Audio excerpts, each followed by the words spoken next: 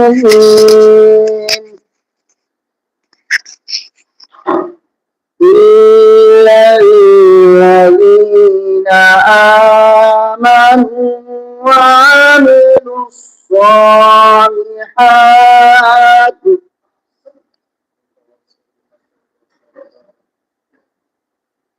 فلهم أجر غير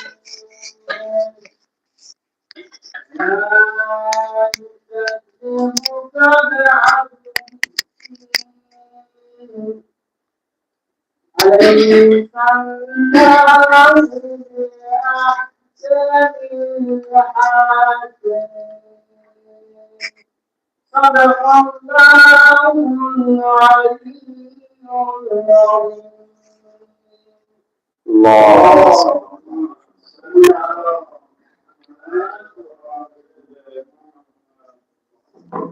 طيب الله أنفسكم إن شاء الله. أعوذ بالله من الشيطان الرجيم. بسم الله الرحمن الرحيم. الحمد لله يا رب العالمين. الصلاة والسلام على أشرف الأنبياء والمرسلين حبيب إله العالم أبي القاسم المصطفى محمد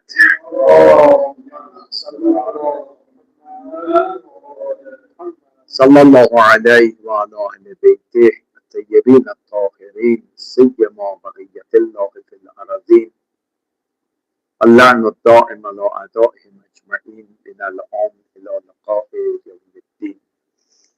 اللهم نور قلوبنا بالقرآن ووفقنا للعمل به لا حول ولا قوة إلا بالله العلي العظيم. خب بحث و گفتگوی ما پیرامون سوالات و احیانا اشکالاتی که پیرامون مسئله ولایت مطلقه فقیه هست بود. برخی از این سوالات رو مطرح کردیم و پاسخ اونها را هم عرض کردیم. اما امروز پیش از این که سوالات دیگر رو مطرح کنیم تذکری در درجه اول به خودم و به شما عزیزان با این که از خدای تبارک و تعالی هم رشد را بخواهیم و هم فهم درست از منابع و ادله را، چون گاهی اوقات عدم رشد و عدم فهم درست انسان رو به بیراهه میبرد، گاهی اوقات خود به بیراهه میرود دیگران رو هم به بیراهه میکشاند. لذا اون جمله معروف از حضرت علی سلام الله علیه در رابطه خوارج که شعار میدادن لا حکم الا لله، حضرت فرمود کلمت و حق وراد و باطل، سخن حقیه اما برداشتی که از این سخن حق کردن برداشت درستی نیست. پس معلومه که انسان باید دقت داشته باشه در برداشت‌ها و فهم‌ها. اگر این برداشت‌ها روی اصول و قواعد نباشه برداشت غلطی خواهد بود. لذا از خدای تبارک و تعالی همیشه مسئلت کنیم که ما را از کج فهمی و اصرار بر کج فهمی نجات بده. یعنی اصرار نداشته باشیم که بعد از اینکه روشن شد فهم ما فهم درستی نبوده همچنان بر اون فهم نادرست خودمون اصرار بکنیم. بله انشاءالله امیدواریم که تو همه مباحث اعتقادی، مباحث اخلاقی، مباحث فقهی از خدا بخواهیم که ما را از لغزش ها حفظ بکنه و دست ما رو بگیره. بعد بگیم اون چرا که بر اساس قواعد ما از ادله میفهمیم اینه که در این صورت این فهم شما ارزش داره، ولی در واقع این فهم شما فهم ثواب و حقی نباشه. یعنی ساختار بندی بکنیم، قاعده‌مند بکنیم فهم خودمون رو، بدون چارچوب اظهار نظر نکنیم انشاءالله. خب یکی از سوالاتی که مطرح میکنن اینه وجود مقدس امام حسین سلام الله علیه در یکی از نامه‌هایی که در مسیر حرکت خودشون از مدینه تا کربلا نوشتن، نامه‌ای بود که به مردم بصره داره که فرمود ولکم فیه اسوتون، ولکم فیه اسوتون، من یک آینه تمام نما و الگوی کامل برای شما هستم.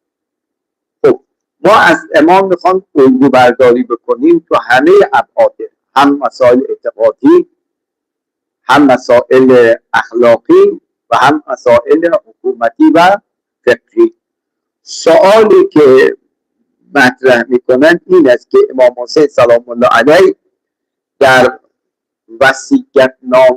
وصیت‌نامه خویش و سخنان خویش اشاری برای تشکیل حکومت در قیام خودشون نکردن. بله، و اگر واقعا حکومت و تشکیل حکومت جزء وظایف امام معصوم سلام الله علیه بوده است، چرا امام حسین در آغاز قیام تا لحظه ای که میخواست به شهادت برسه اشاره به تشکیل قیام نفرموده؟ پس معلوم است که خدمتتون عرض کنم که تأسیس حکومت و تشکیل حکومت جزء وظایف امام معصوم نیست. این خلاصه سوال. چند تا جواب از این سوال داده میشه. پاسخ اول این است که اولا رسول مکرم اسلام، بنیانگذار مکتب اسلام،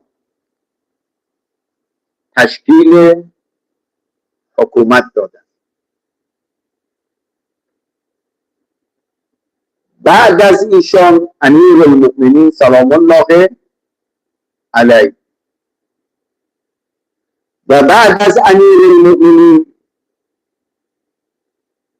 امام حسن مجتبی سلام الله علیه.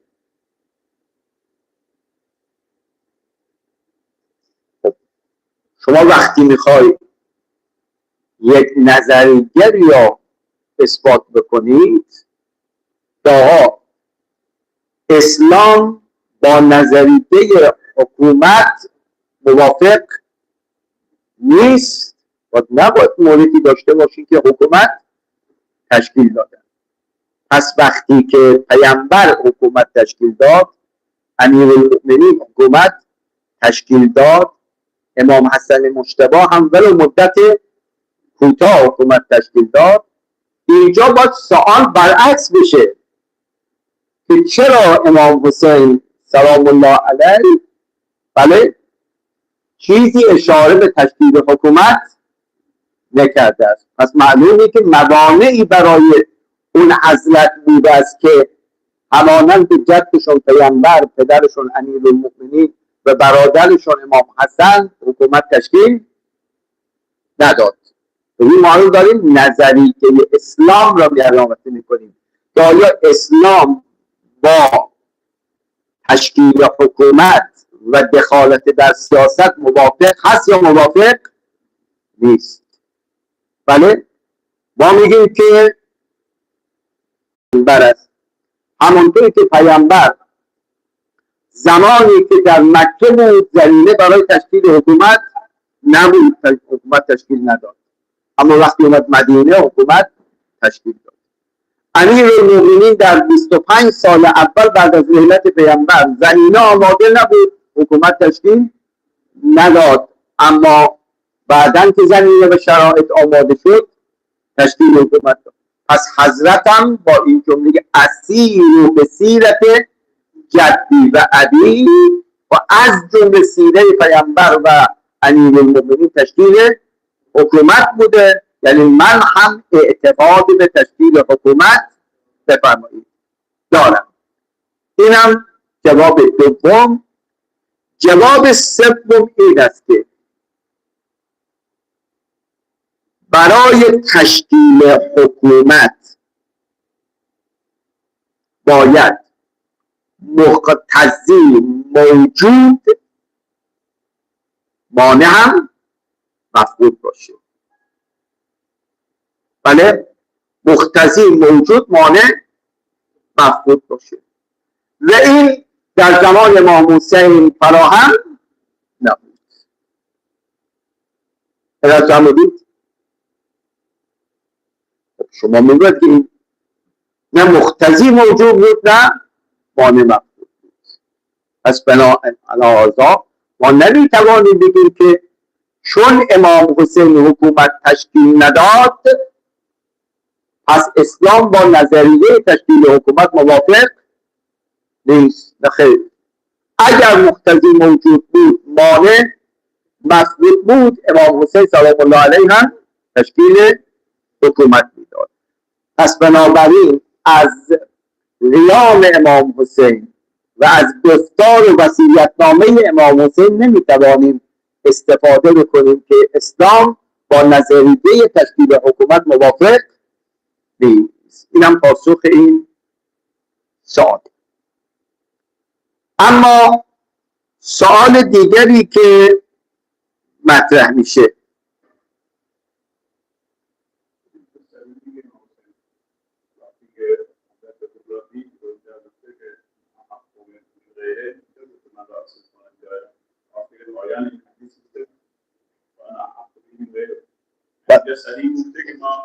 موافق با تشکیل حکومت هستیم و حتی جریان فرستادن جناب مسلم ابن عقیل که از مردم دعیت بگی اوضاع احوال کوفه رو برای من منتقل بکن. دقت فرمودید مجموع فرمایشات حضرت سید شهدا هم مؤید این نظریه است که اسلام موافق با تشکیل حکومت اسلامی باشه.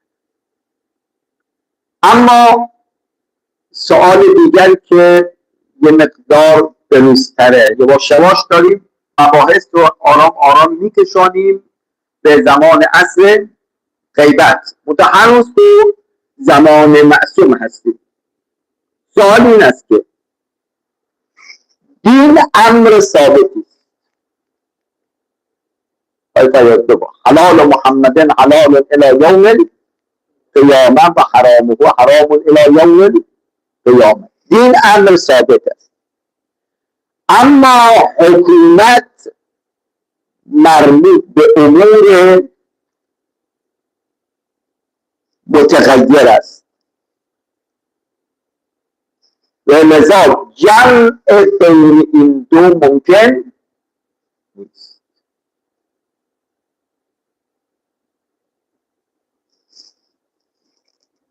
شد خب شما امور دینی نگاه کنید، اینجوری است که امروز یه حرفی بزنید فردا چیز دیگه بگید. نه، نماز ظهر در حضر 4 رکعت بود از زمان پیغمبر، الان هم هست، الی یوم القیامه هست. در سفر قصر میشه. روزه ماه مبارک رمضان در ماه رمضان باید باشه، 1 ماه هم باشه، دیگه نداریم که دیدیم 20 روزش کنیم. یا نه ماه رمضان چون تو فصل گرما افتاده بذاریم غیر ماه رمضان ماه دیگری که تو زمستان باشه. نه خیلی، ماه رمضان روزه ماه رمضان یه امر ثابتیه و هاکذا احکام دیگر. دیگه شما مجموعه قوانین دین رو ببینید، مجموعه دین امر ثابتی می باشد. اما حکومت چی؟ بله، حکومت متغیره. امروز سیاستی خدمتتون تصمیم میگیره اجرا میکنن، 1 ماه دیگه همون قانون رو عوض میکنه، قانون دیگری میذارن. پس بنابراین حکومتداری، سیاست با دین سازگار نیست. چرا؟ قوانین دین امرون ثابت، اما قوانین حکومتداری امرون متغیر. جمع بین ثابت و متغیر لا یمکن، از تأسیس حکومت اسلامی هم لا یمکن و لا یجوز. تو شد. خب اینا خدمتتون از کنیم که صغرا کبرا نتیجه، بعد یه چیز که خدمتتون به ظاهر منطقی هم در میارید. بذار یه جایی میرفته میگه آقا شما را به سیاست چه کار؟ دقت کردید؟ به همون دین و دینداریتون بپردازید، مسائل دینتون رو مطرح کنید، از سیاست و حکومت هم چیزی نگید. این خلاصه استدلالشون. دین امر ثابت، حکومت امر متغیر، متغیر با ثابت قابل جمع نیستن، پس حکومت هم با دین قابل جمع نمی باشد. پس فاتحه حکومت دینی باید خونده بشه. این یه سال. پاسخ: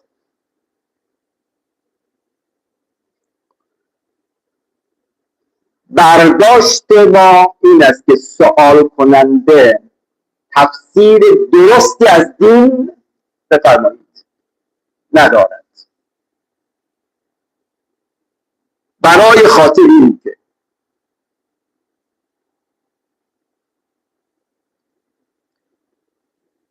دینی که از سوی خدا آمده است، یه خیلی با دقت بنویسید، دینی که از سوی خدای متعال آمده است حقیقتی است که هم با دنیا پیوند دارد و هم با آخرت. اینو در مقدمه چینی میکنیم.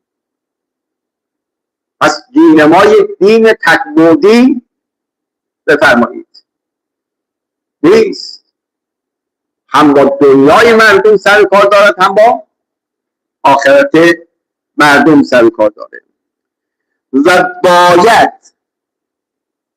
نسبت به همه نیازهای دنیوی و اخروی پاسخگو باشد.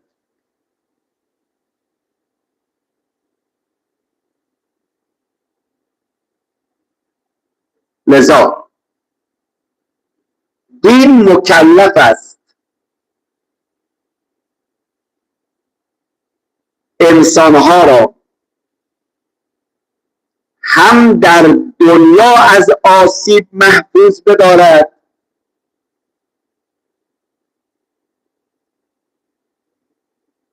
و هم پس از مرگ و ورود آخرت.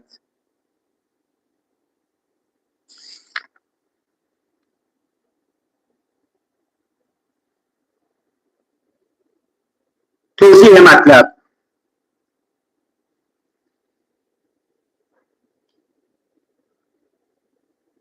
دین مبین اسلام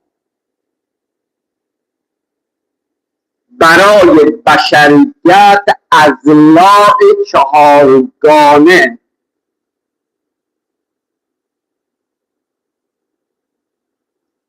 قبول دارد.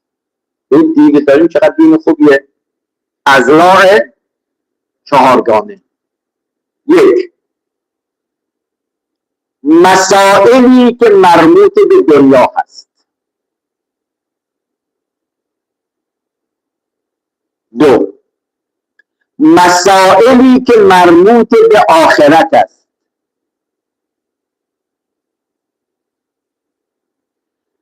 احکام و حکمی که مربوط به امور فطری است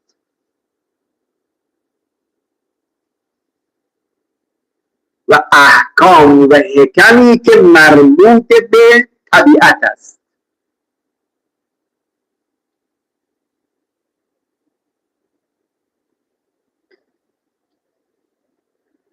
دین برای مجموعه اینها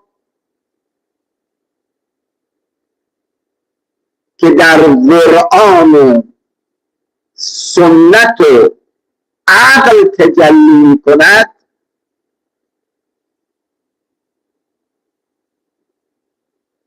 قوانینی را بیان کرده است.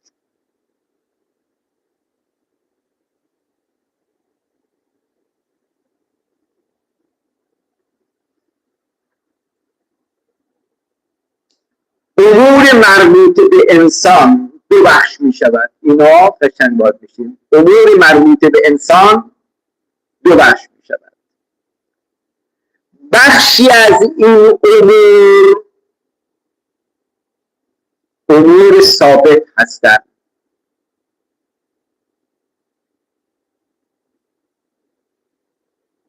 اما بخشی از این امور آی فیاض بفرمایید متغیر هستند.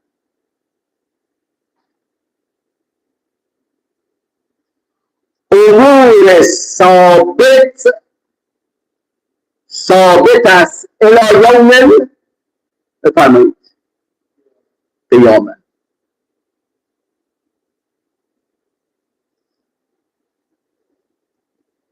و امور متغیر هم اسلام برای او قوانینی دارد.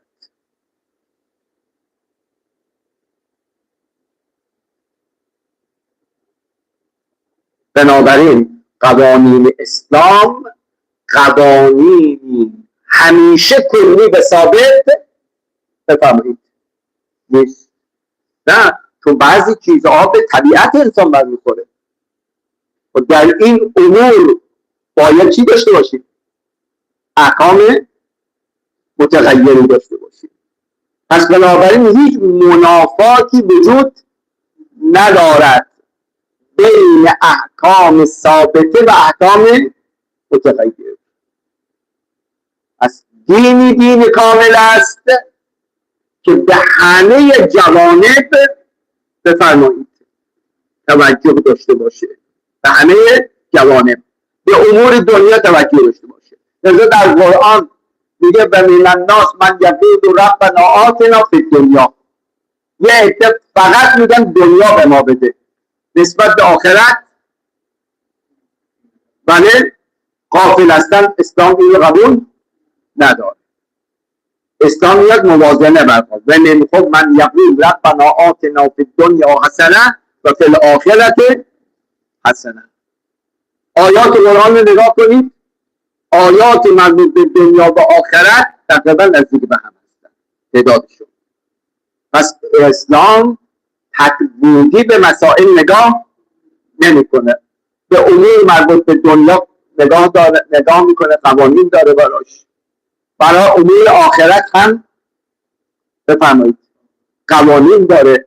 در رابطه امور که مربوط به فطرت است نظر داره نداره.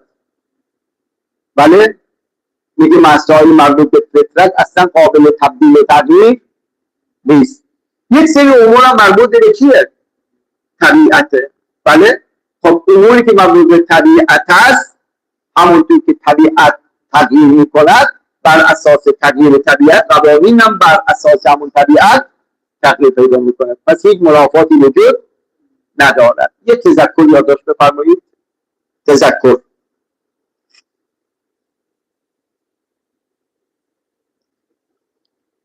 دین و دینداران سه وظیفه نسبت به قوانین دارند.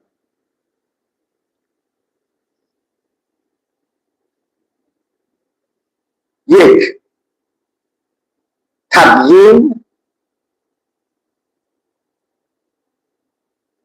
تعلیم، دفاع. یعنی اولا وظیفه دارند عقاید و قوانین دینی را به خوبی تشریح کنند.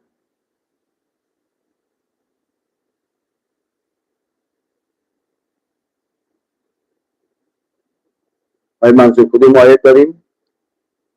ما قرآن را بر تو نازل کردیم لتبین للناس. بله، پس اولین وظیفه دینداران و عالمان دین چیه؟ تبیین و تشریح قوانین اسلام. این قوانین فردی، قوانین خانوادگی، قوانین اجتماعی، قوانین سیاسی، قوانین مدنی و امثال اینها رو تبیین کنن. دو، علاوه بر تبیین تعلیل هم داشته باشن. آقای فیاض این آیه بگید اولین شعار همه انبیا چی بود؟ لا اله الا الله. چرا لا اله الا الله؟ لو كانت فيهما آلهة الا الله لا فسدتا. تعلیل بیارید. چرا باید معتقد باشیم به خدای واحد؟ میگه اگر الوهیت متعدد بشه، بله، تکثر اله سبب خطر رواج فساد میشه. اگر ما در باب عقاید قوانین داریم، این قوانین رو در درجه اول تبیین میکنیم، بعد تعلیل هم میکنیم. درست شد؟ چرا همه باید به سمت کعبه نماز بخونیم؟ و اقم وجهک للدین، بله، باید به سمت مسجد الحرام بخونیم. تعلیل داریم. چرا زکات؟ تعلیله. چرا خمس؟ تعلیله. چرا جهاد؟ تعلیله. پس در درجه اول تبیین، در درجه دوم تعلیل. یعنی اول بیا مراد خودت رو بیان بکن. یا آقا من که میگم خدا، منظور من از خدا یعنی این. همونطور که حضرت ابراهیم سلام الله علیه این کار کرده. بله، پیش همه رفت. آقا شما میگید خدا، منم میگم خدا. این خدای شما کیه؟ خدای من کیه؟ این تبیین. درست شد؟ در درجه بعد آمد چهار کردن؟ تعلیل کردن. این خدایی که شما میگید درست نیست، خدایی که من میگم درسته. به چه دلیل دلیل؟ درست شد؟ به مذاکرهشو با اون خدمتتون از کنم که در شخص در سوره بقره میخونید که خدای من میکشد و زنده میکند و هم با برداشت عوامانه دستور دو نفر آوردن، یکی رو گردن زد، دیگری رو رها کرد. ما همین کار میکنن دیگه. حضرت چه فرمود؟ که خدای من کسی است که خورشید رو از مشرق میاره به مغرب غروب میکنه. تو میتونه ازش بیار و بخیت الذی کفر. این میشه تعلیل. مرتبه سوم چیه؟ دفاع. دقت کردی؟ یعنی حرفی بزن بتونی از این حرف خودت دفاع بکنید، عقب نشینی نکنید. خب با معتقدین قوانین اسلام هم قابل تبیینن که تعریف دارن از خودم، هم قابل تعلیل هستن و هم قابل دفاع می باشن. پس بنابراین ما اگر معتقدیم که اسلام با تشکیل حکومت و با سیاست موافق و مخالف نیست، اول میگیم منظور ما از حکومت چیه، منظور ما از دین چیه، بعد میگیم تعلیلش میکنیم، میگیم به این دلیل به این دلیل دین باید حکومت هم داشته باشه و در مرحله سوم میاد از این حکومت دینی هم دفاع میکنیم. پس این ستاره خوب دقت داشته باشید: تبیین، تعلیل و دفاع. بعضی از ماها به سه مرحله میلنگیم. یا قدرت تبیین نداریم آنگونه که باید و شاید چهره دین را تبیین نمی کنیم. درست؟ خیال میکنم آقا این همینی که دو رکعت نماز بکنیم، بریم مسجد نماز جماعتی داشته باشیم، حکومت رو به اهلش بسپارید. آیا روح اسلام همینه یا خیر؟ این باید خوب تبیین بکنید. اما صرف ادعا کافی نیست. چرا؟ چون نحن ابناء دلیل، ما فرزندان دلیل هستیم. یعنی تا دلیل نیاری ما قبول نمی‌کنیم. پشبند ادعا و تبیین دلیلم میاد. حالا که تبیین کردی، تعلیلم کردی، پای حرفت همون که پیغمبر فرمود فاستقم کما. حالا که مأمور به یک امر شدی، نسبت به این مأموریت خودت استقامت هم داشته باش و از این مکتب خودت دفاع بکن. اینم یک سال بفهمید، 2 تا سالم بکن. بله استاد، الان شما فرمودید که حکومت نیاز به تدوین داره در مرحله اول. بله یعنی باید تدوین بشه. بله ما اگه قبول بکنیم که حجت الهی مقام یعنی شأنیت تشکیل حکومت رو داشتن، ما این رو سلم را قبول کردیم، ولی فقیهی که الان معصوم نیست آیا اون هم مقام تدوین قرآن رو داره یا نداره؟ قطعا داره، چون انشالله بهش برسیم. العلماء و ورثة الانبیاء بس کجا رفتن؟ بله، آیا در عصر غیبت این متولی دارد یا ندارد؟ این متولیان امور دین کیا هستند؟ اینا متولیان دینن. کدوم دین؟ همون دینی که پیامبر مؤسسش بوده و اهل بیت استمرارش دادن دیگه.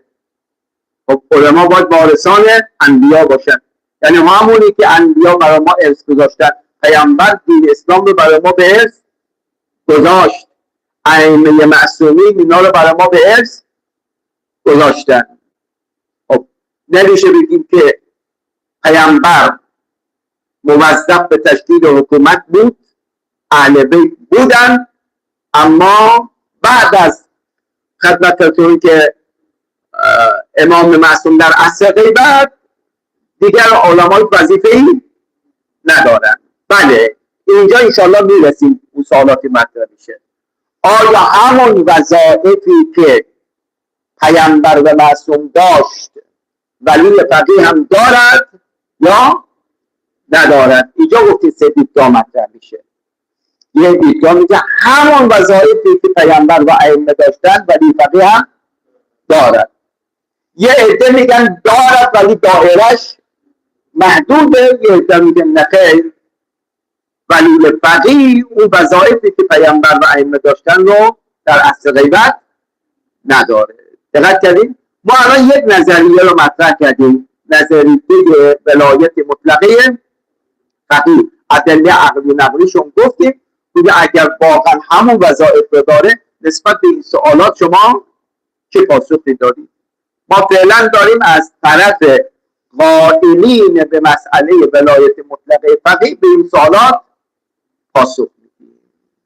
استاد دلیل دیگه هم هست غیر از که العلماء و ورثة الانبیاء باشه، غیر از این دلیل سریع‌تر آیا از قرآن ادله مهمترین دلیل عقلیه. آیا در عصر غیبت حکومت به دست فقیه برسد بهتر است یا غیر فقیه؟ اگر ما فقیه رو کنار بذاریم غیر فقیه رو داریم، ترجیح مرجوح بر راجح هست یا نیست؟ عقل ترجیح مرجوح بر راجح رو قدیم میداند یا نمیداند؟ پس به حکم عقل کی باید حکومت رو داشته باشه؟ درسته؟ خب اینو قبلا گفتیم، اما از بابی که لیطمئن قلبک دوباره تکرار کردیم. لذا ما ادله عقلی و نقلی نظریه ولایت مطلقه فقیه رو مفصل در چندین جلسه بیان کردیم. خب سوال دیگری که مطرح میکنن،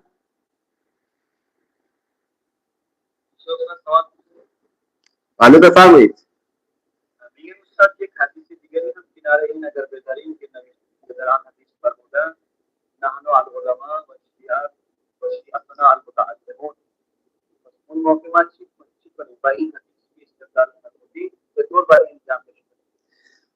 ببین شما دوباره دارید ما رو برمیگردونید به ادله اثبات نظریه ولید فقیه. اینی که انشاءالله همین حدیث رو اگه نگاه دقت کنید همین نظریه دار تایید میکنه. فرمودید که اول حدیث چیه؟ خب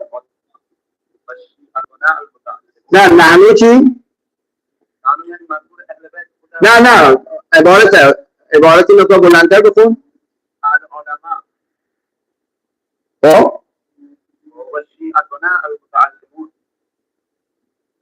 الان من متن حدیث شما ندیدم، الان این نحنو علما داره.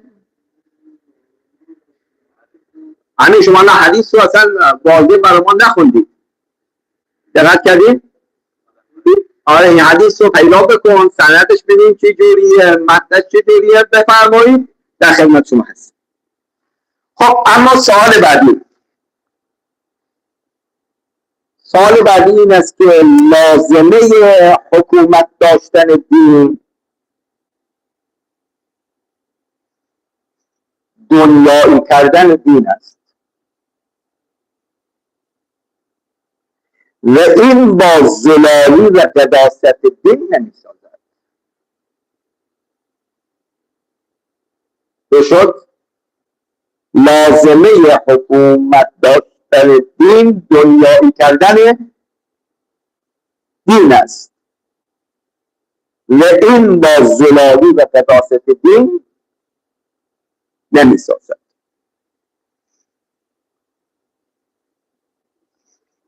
پاسخ این سوال در لابلای سوالات قبلی و جواب اونها روشن شده است، اما بالاجمال عرض می‌کنیم. وان این است که دین ما یک دین تک‌بعدی نیست، یک دین ناقص نیست، بلکه دینی است کامل.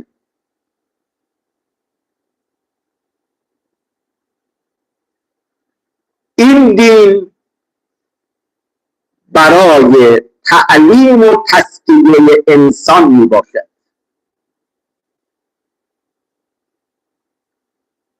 و انسان از منظر قرآن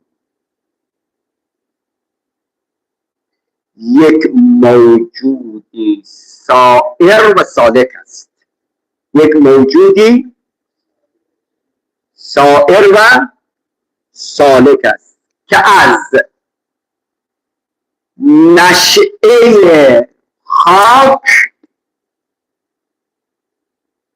به نشأه اخلاق باید سیر کند. پس یا نیست؟ این آیه رو یادداشت بفرمایید، سوره انشقاق آیه 2. یا ایها الانسان انک کادح الی ربک کدحا فملاقیه. بشد وظیفه دین چیه؟ میخواد این انسان خاکی رو از نشأه تراب به نشأه ملکوت و اخلاق برسانه. پس بنابراین دین باید هم برای این نشأه انسان برنامه داشته باشد که دنیا باشه، هم برای نشأه آخرت برنامه داشته باشد.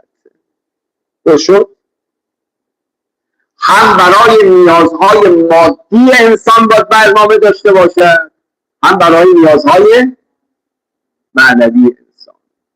در یک کلمه دین مرکب از دنیا و آخرت است.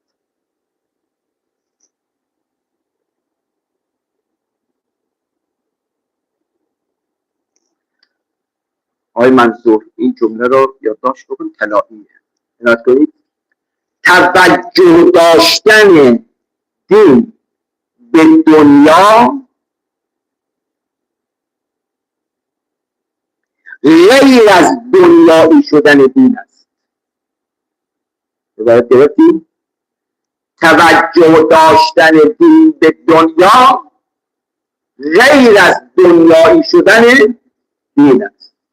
نه، دین ما دین دنیایی نیست، به دین توجه دارد، چنانچه دین ما فقط توجه به آخرت ندارد، بلکه دینی است که هم توجه به دنیا دارد هم توجه به آخرت دارد. من به نظرم این جمله اخیر پاسخ اون سوال باشه. قشنگ توجه داشتن دین به دنیای مردم دلیل بر دنیایی شدن دین نیست. تا میگه آقا دین قداست داره، بله، حیف دین رو بیاریم با دنیا سر کار داشته باشه. بابا پیغمبر ما با کی سر کار داشت؟ همین مردم، نه مردم در ملکوت، همین مردم در دنیا. کدوم مردم؟ همون مردمی که وقتی آیه تیمم نازل شد یکی از اصحاب رفته تو خاک خندید. بعد پیامبر من بود چه کار داری میکنی؟ من دارم تیمم میکنم. دقت کردید؟ پیامبر اومده همین افرادی که اینجوری بودن از اونها سلمان ابوذر رو مقداد تربیت کرده. هنر دین در اینه که بیاد از افرادی که در دنیا زندگی میکند چنان مسیر اونها رو درست ترسیم بکند که برسن به ملاقات الله تبارک و تعالی. اونجایی که وقتی به ملاقاتش میرسن پرونده اعمال به دست راستشون داده بشه، سعادت رو به دست بیارن. پس این سائلم ظاهرا توجه دین به دنیا رو خلق کرد با دنیایی شدن دین. نه، دین به دنیا توجه دارد اما دنیایی نیست. اینه که از کردم گاهی ها تو فهم مطلب باید دقت داشته باشید. مثل اون درویشی که رفته بود کاشان محضر علامه فقید صاحب معراج الساده مرحوم نراقی. بعد تو حمام هم با هم ملاقات کردن. گفت نراقی صاحب معراج الساده شمایید؟ گفت بله. گفت من شنیدم که نصف باغ‌های نراق ملک توست. بله، ولی تو معراج الساده یه فصلی هم گذاشتی در رابطه با زهد و اونی که تو معراج الساده نوشتی رو باور کنی یا باغ‌های نراق رو. بناخ کردیم ببین الان میگه آیا اسلام به زهد نظر دارد یا نه؟ دارد، اما به تزهد دعوت نمیکنه. برداشت غلط از زهد نداشته باشید. جناب نراقی گذاشت این درویش خوب تخلیه بشه، همه حرفاشو زد. بهش بخواست بگه برداشتی که تو از زهد داری که نداری و فقر باشه با اون برداشتی که من از زهد دارم، یعنی داشته باش ولی وابسته نباش، با هم متفاوته. خوب حرفاشو زد. درویش گفت بله. گفت اینجا کجاست؟ گفت اینجا نراق کاشانه. گفت امام حسین سلام الله علیه کجا دفنه؟ گفت کربلا. گفت حاضر همینجا با هم بریم کربلا؟ بریم. تو ایران ما دراویش یک کاسه مخصوص کشکول داره. بله، تمام اینا شده است.